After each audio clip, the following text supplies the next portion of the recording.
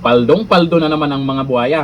Alam nyo ba kung magkano ang presyuhan o matatanggap ng isang kongresista pag bumoto di umano sila ng yes para ma-impeach si VP Sara? Nako, kalaking pera. Pero bago yan, eto muna si VP Sara, may patutsada sa mga buhaya. Ayon dito sa balita ngayon, maraming pumepera gamit ang pangalan ko. Nako, kaabang-abang yan kung sino-sino yan. Maabangan po natin na ilalabas naman yan kung sino ang mga bumoto dyan. VP Sara, may patutsada sa mga kongresistang kumpiyansa sa impeachment.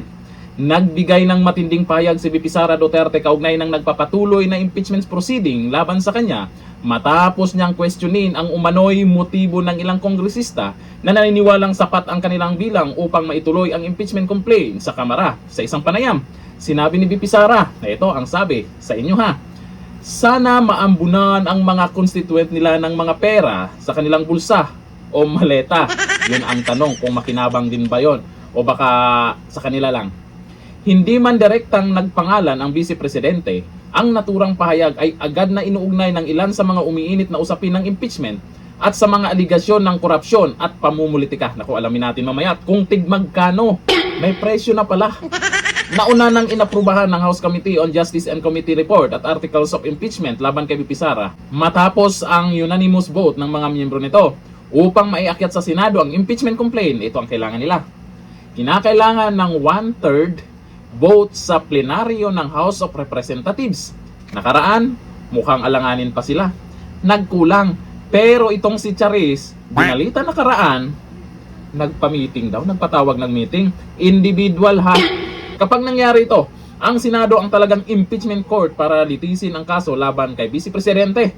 O ito, ang post po ni Mike Defensor tungkol po sa presyo pag bumoto ng yes sa impeachment VP Sara. Grabe, kalaking pera na naman to. Saan kaya galing ang perang yan? O eto, ayon dito sa post ni Mike Defensor, rumors in Congress are getting expensive. Magkano kaya yan? Parang kailangan talaga nila dyan na mapa-impeach si VP Sara. Baka mapahiya sila ba na hindi maidala dyan sa Senado. Vote yes to impeachment. Eto na, ang presyo. 3 million peto-teto-tet monthly MOOE increase. Nako, eto ang matindi. 5 million cash. 5 million peto-teto-tet cash. Ibig sabihin, cash ibibigay sa kanila. Malamang ilalagay na naman yon sa maleta at i-deliver sa mga buhaya. Kung totoo man ito ha.